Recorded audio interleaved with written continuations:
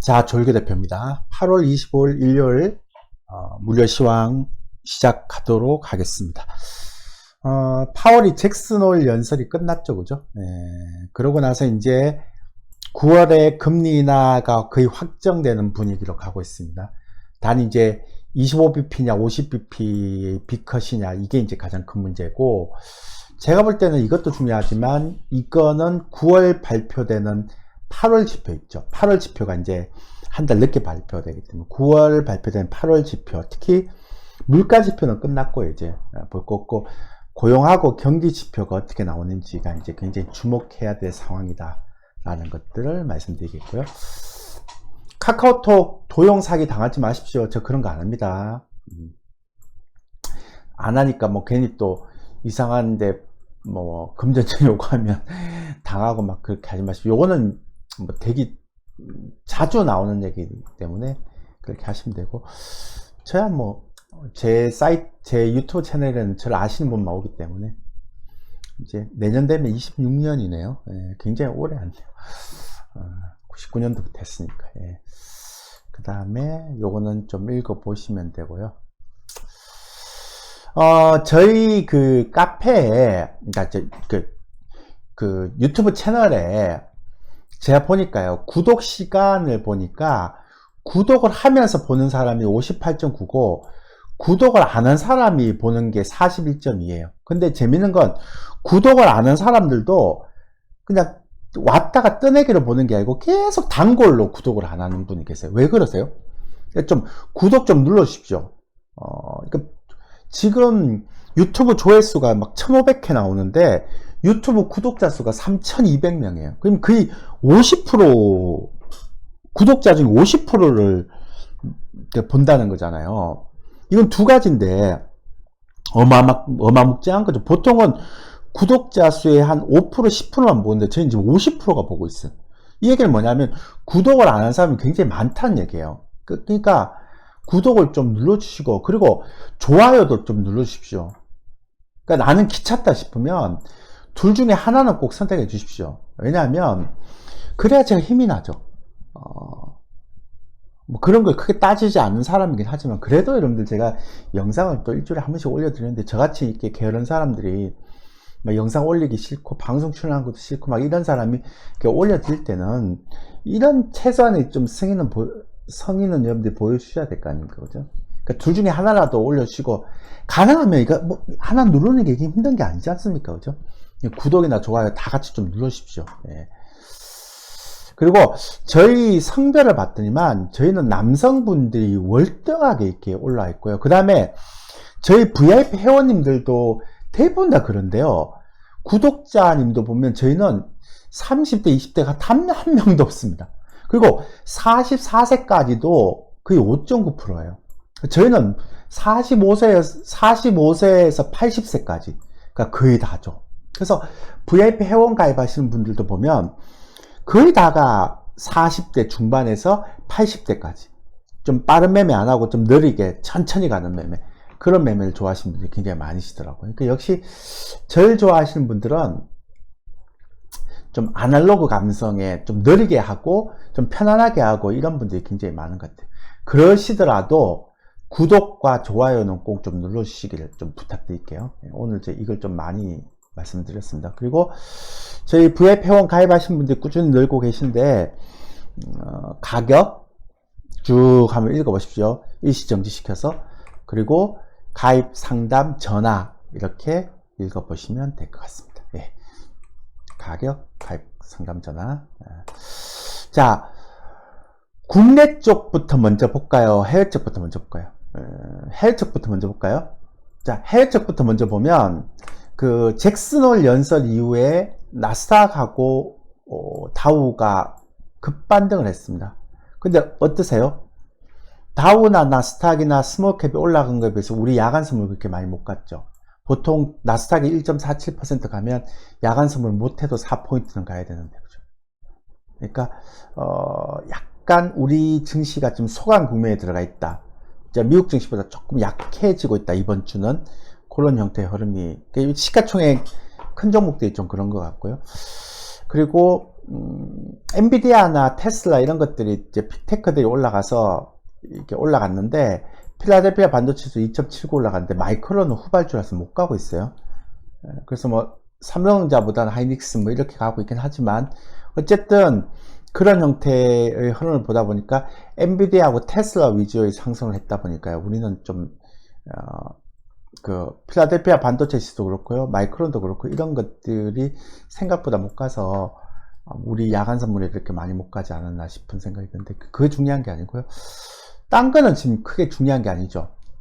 그 10년물 국채금도 파월이 잭슨홀에서 좀 이따 얘기 드리겠지만 9월 금리 인하 얘기를 하고 있고, 시장에서는 지금 50bp 피큰 얘기도 하고 있는데 10년물 국채금리가 생각보다 많이 안 떨어져요.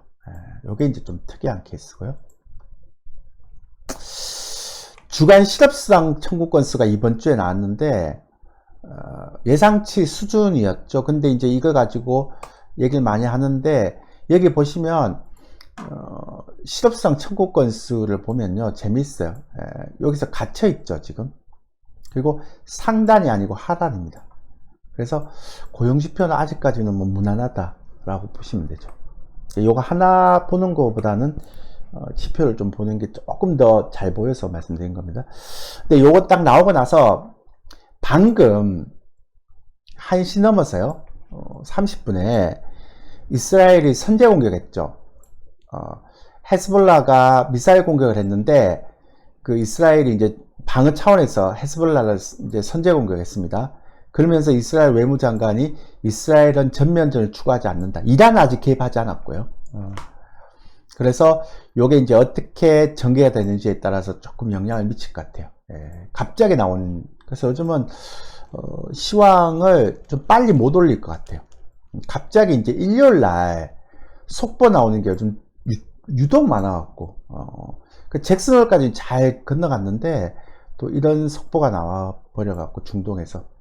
그러니까 러시아하고 우크라이나, 그리고 중동, 이스라엘, 헤즈볼라, 뭐 이란, 이런 것들이 좀 잠잠해져야 이제 시장이 좀 갈 수 있는데, 제가 볼 때 9월 달에 FOMC 끝나야 시장이 또 방향성을 틀지 않을까.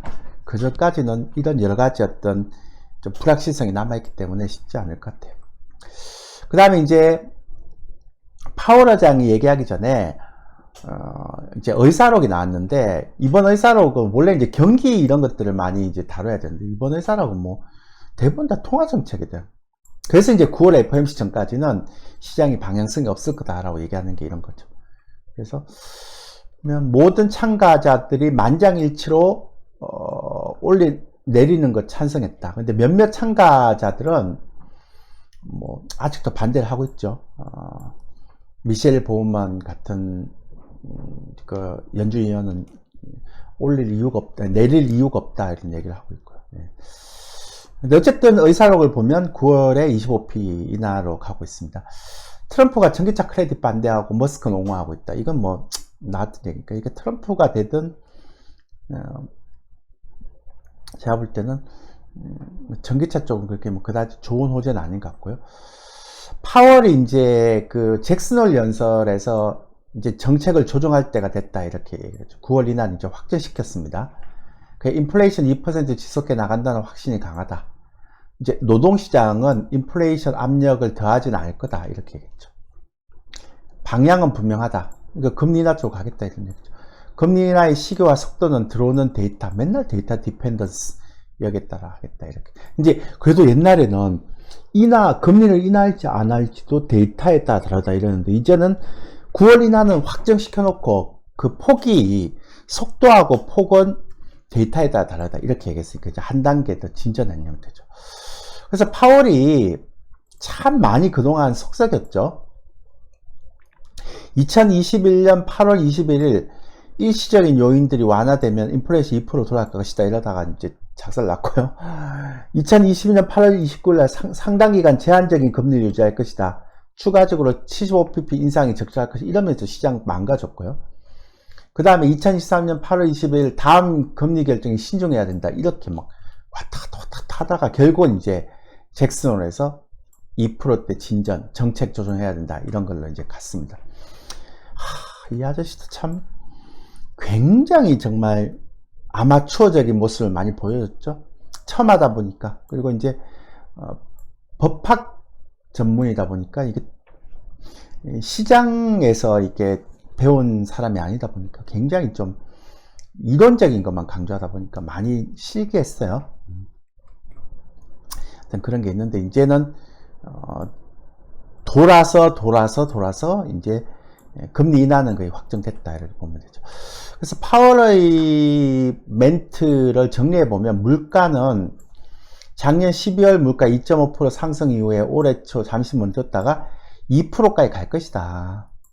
그러니까 이제 인플레이션의 상방 리스크는 줄었다 이렇게 하죠. 이러다 가면 정말 개쪽인데요. 왜냐하면 인플레이션 예전에는 인플레이션이 그렇게 심하지 않을 것이다 그러다가 인플레이션이 엄청나게 올라가 버려갖고 한번 큰 실수했잖아요. 그죠? 근데 이제는 인플레이션의 상방 리스크가 줄어들었다. 2% 목표 향한 진정이 되게 된다 이렇게 얘기하다가 진짜 다시 올라가면 이 아저씨는 그럼 역사적으로 두 번의 큰 예상치를 못 맞힌 유일한 이제 FOMC 의장이 되는 거죠. 금리 인하에 대한 소수 의견 미셸 보면 뭐 항상 매파입니다. 그러니까 이런 사람들과 좀 대조적이다. 고용에 대해서 좀 특이한 얘기를 했는데요. 노동시장 여건이 팬데믹 직전 2019년 인플레이션 2% 미만이던 해보다 덜 타이트하다. 그리고 실업률 작년부터 상승 4.3%. 그래도 역대 낮은 수치고 정리해고 영향은 아니다. 오히려 노동 공급이 증가되고 있고 채용 완만해지면서 고용 하방 위험이 커졌다. 양대 책무를 다할 것이다. 그래서 경기도 살리고 통화정책도 살리고 뭐 이래서 금리를 내리겠다 이런 얘기입니다. 그 다음에 이건 뭐 농담한 거고 그래서 결론은 금리 내리겠다는 겁니다. 그러면서 이제 시장이 조금씩 올라간 형태의 흐름을 볼 수 있죠.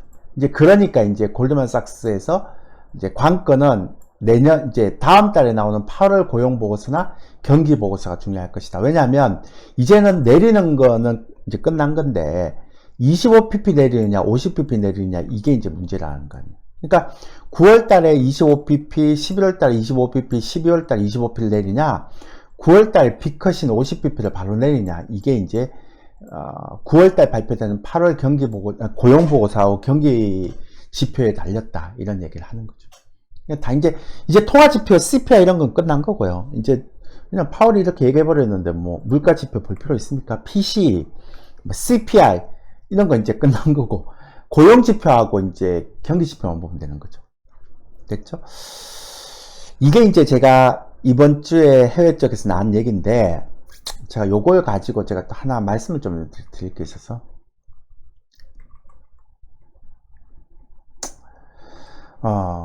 제가요 지금 유튜브를 한번 보세요 여러분들. 유튜브를 보면 극단적인 시장 전망을 많이 하고 있습니다. 그것도 막 이렇게 김영희 교수 같은 분들은 상방으로 가고 있고요. 그러니까 김영희 교수나 박세익 전문은 뭐 대표라고 그럴게요. 이 선은 연말에 상방으로 보고 있고요. 그 다음에 제도권의 문홍철이라든지 제도권의 리서치 센터 팀장들은 진짜 안 좋게 시장을 보고 있습니다. 그러니까 최근 유튜브에서 이렇게 극단적으로 시장이 그것도 막 마바라들이 이제 하면 뭐 우리가 그냥 필터링 그러니까 그럴 수 있는데 대부분 다 이제 이렇게 영향력이 있는 사람들이 극단적으로 이제 시장을 딱 이렇게 막 다르게 보고 있거든요.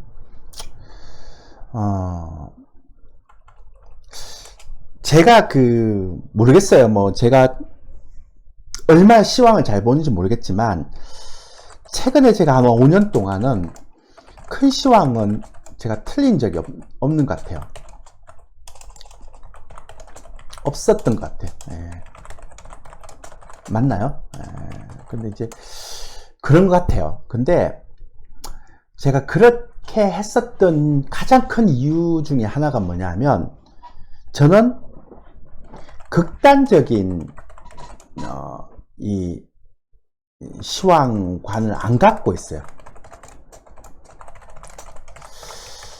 극단적인 시황관을 가지고 있다가 이 바닥에서 다 날아가는 사람들이 있죠. 뭐 아시겠지만, 유한태 증권에 이사라는 사람, 그때도 제가 그 얘기를 했잖아요. 그죠? 극단적인 시황을 하다가 이 바닥에서 사고를 치고 떠난 사람들이 너무 많습니다. 근데 잘 아는 강영현 이사, 이 사람도 마찬가지고, 그때도 굉장히 극단적인 형태의 흐름을 보였다가 지금은 이제 사라졌죠. 제가 뭘 얘기 드리려고 이 얘기를 드린가 하면, 지금 그 주식시장의 역사를 보면,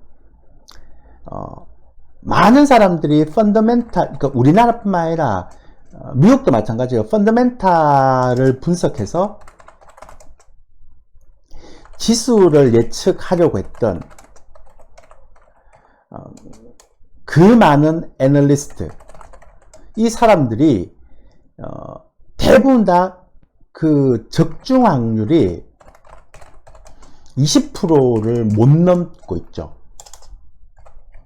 이건 제가 얘기한 게 아니라 과거 100년의 통계입니다. 그거는 어디 가도 다 볼 수 있습니다.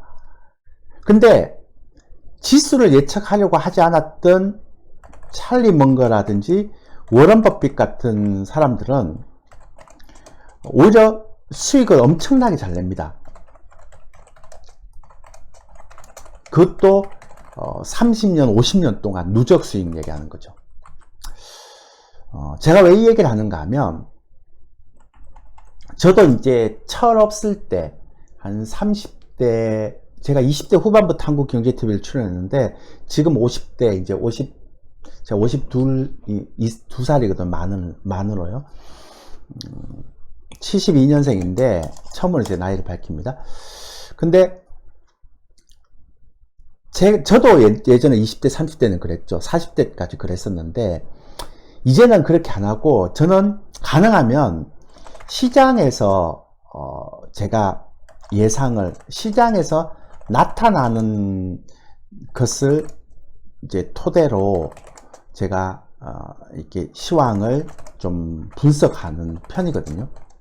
그러니까, 펀더멘탈도 안 보면 안 되죠. 수급도 안 보면 안 되는데, 시장에서 토대로 하고 있는 부분들 보려고 하는 케이스가 있어요. 근데 그 중에서 이제 가장 중요한 게 우리 시장을 움직이는 외국인들의 중기수급, 이런 것들을 많이 보잖아요. 왜냐하면 지수 선물 같은 파생 수급은 이건 이제 변동성 요인이기 때문에 방향성 요인이 아니란 말이에요. 그래서 제가 이번에도 여러분한테 말씀드렸잖아요. 이제 저희는 지수 선물 400에서 팔았는데 떨어질 거라고 알겠고, 떨어질 때 제가 뭐라고 했습니까? 8월까지는 괜찮다. 9월 달이 약간 변동성이 있지만, 제가 그때 여러분한테 말씀드리면서 항상 했던 얘기가 기억나세요? 바로 이거였죠. 외국인들, 그러니까 시장이 계속 크게 떨어질 때는 2021년처럼 외국인들이 8조 6천억을 샀다가 그 다음 분기에 1년치가 아니잖아요. 분기잖아요. 그 다음 분기에 8조를 다 팔고 그 다음에 3분기에 10조를 팔아버리고, 근데 2조를 샀다가 5조를 팔고, 그러니까 확실히 매도가 더 센 구간이 이 구간이었잖아요. 그죠? 근데 2002년 3분기부터 시작해서는 외국인들이 매도를 하는 분기가 없어요. 2023년 3월 달에 딱 3분기 때 딱 한번 매도를 했고, 그 다음에 오히려 2024년 1분기에 15조를 샀고요. 6조를 샀고, 아직도 매도가 아닙니다. 코스닥은 좀 정체되는 형태의 흐름을 보이고 있지만, 그래서 제가 뭐라고 얘기했습니까? 이런 중기수급이 변하기 전까지는 여러분들이 너무 극단적인 어떤 지수를 예측하는 것 자체를 좀 조심해야 된다고 말씀드렸잖아요. 이건 작년 연말에 우리가 지수 선물을 매수하면서 올해 400까지 끌고 올 수 있었던 가장 중요한 저희 기본적인 그 토대거든요. 그러니까 단 한 번도 변하지 않았던 이 수급이 저를 작년 연말에 지선물 매수를 하게 해서 올해 400 돌파할 때 팔게 하는 그 원동력이었는데요. 이 과정에서 강영현이라는 사람부터 시작해서 수많은 극단적인 제도권에 있는 사람들이 정말 안 좋은 얘기를 하면서 거의 이 바닥에 퇴출했든지 나갔고 그런 일이 있었잖아요. 그죠? 기억나시죠? 그러니까 제가 말씀드리고 싶은 가장 중요한 형태의 제가 실명을 얘기해서 죄송합니다. 강영현 이사가 들었다면 죄송합니다. 어차피 실수할 수 있는 거니까요. 근데 제가 얘기한 건 극단적으로 얘기하면 안 된다는 거, 시장은. 시장 앞에서 항상 겸손해져야 된다는 걸 얘기하는 거예요. 그래서 저는 뭐냐면, 시황을 분석할 때는 제가 얘기하고 싶은 가장 기본적인 데이터를 기반으로 가장 그냥 객관적으로 그냥 분석하고, 또 이게 또 아닐 수 있으니까 시장에 순응하는 자세를 취하면 되는 겁니다. 그리고 종목은 큰 대세 하락, 아까 말씀드린 외국인들 중기수급이 완전히 계속 매도 막 분기마다 3조, 6조, 7조 이렇게 매도가 나오지 않는 이상은 주식은 길게 보유할 주식은 그냥 짧은 변동성은 그냥 무시하고 가는 게 맞다는 거죠. 근데 우리는 너무나 이런 것들에 대해서 준비가 안 돼 있는 것 같아요. 그래서 시장에 대해서 너무 과민하게 반응을 하는 것 같아요. 그러니까 즉 외국인들의 가장 기본적인 이런 그 변화가 없는데도 불구하고 유튜브마다 약간 조금이라도 지수가 한번 크게 떨어지거나 단기적으로 한 300포인트 떨어지면 난리잖아요. 그리고 극단적인 시장 분석을 해야지만 내가 스타가 되겠다라는 생각을 갖고 있는지, 아니면 유튜브 채널을 갖고 있는 사람들이 자극적으로 썸네일을 그렇게 하는지 모르겠지만 그게 개인 투자자들한테는 굉장히 멘탈 관리 힘들어진다는 얘기거든요. 저는 극단적인 표현을 잘 안 쓰잖아요. 항상 제가 여러분들한테 말씀드린 게 뭐예요? 이때랑 외국인들의 중기수급이 다르기 때문에 어떤 형태의 하락이 나오더라도 그거는 변동성이지 방향성은 아니다. 방향성은 적어도 외국인들의 중기수급이 이런 식으로 빠질 때 가능한 얘기다. 이런 얘기를 굉장히 많이 드렸죠. 그러니까 변동성 요인은 외국인들의 선물을 보면 되거든요. 이렇게. 그 다음에 코스닥은 코스닥 선물 보시면 되고, 신용장구나 고객의 딱금 보면 된단 말이에요. 그러니까 이게 변동성 요인이지 방향성 요인은 이것만 보면 되거든요. 그러니까 여러분들한테 오늘 얘기하고 싶은 건 뭐냐면 부탁드리는데 유튜브에서 너무 극단적인 시황에 대한 분석을 하시는 분들을, 이 사람들의 강의를 듣는 건 좋은데 그냥 참고만 하든지, 그러니까 너무 여기에 여러분들의 멘탈이 흔들리지 않았으면 좋겠다는 거죠. 이게 이제 제가 오늘 말씀드리고 싶은 거예요. 9월 달에 아마 9월 1일부터 아마 9월 FOMC 전까지 또 변동성이 좀 나오겠죠. 왜냐하면 이유는 첫 번째 이제 금리 인하 시점이니까 이게 25pp 하든 50pp 하든 이걸 결정하는 과정에서 분명 이제 8월 달에 경기 지표나 고용 지표가 나오면서 또 출렁거릴 가능성이 있습니다. 근데 제가 아까 말씀드렸지만 이 전체적인 외국인들의 전체적인 현물에 대한 이 큰 흐름이 변하지 않는 그런 과정에서는 여러분들이 조금은 너무 이렇게 시장에 대해서 극단적인 뷰를 가지는 건 좋지 못하다라고 제가 또 한번 말씀드리는 거죠. 그래서 저희 그 회원님들이 대부분 다 40세에서 80세까지 많으신데, 이분들이 시장에 대해서 좀 편하게 가져갈 수 있는 거는 뭐 큰 흐름에서 제가 이제 좀 잘라주긴 하지만 한 100포인트, 200포인트 요 정도의 변동성은 그냥 다 무시해버리는 거예요. 이번에 한 400포인트, 500포인트 변동성이 나올 때는 우리가 좀 위에서 선물 이제 청산하고 고점에 청산하고 이렇게 가지만, 웬만하면 작은 그 변동성 한 200포인트, 300포인트 변동성은 그냥 무시해버리는 거죠. 그럴 필요가 있다는 거죠. 제가 제일 좋아하는 찰리 먼거, 우리 돌아가셨지만 그 워런 버핏의 그 파트너는요, 항상 얘기하는 게 뭐냐면,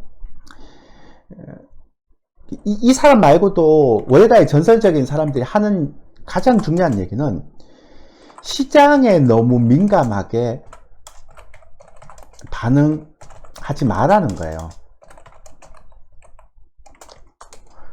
그렇게 그리고 왜냐하면 어차피 주식시장은 변동성이 수시로 나오는 시장이기 때문에,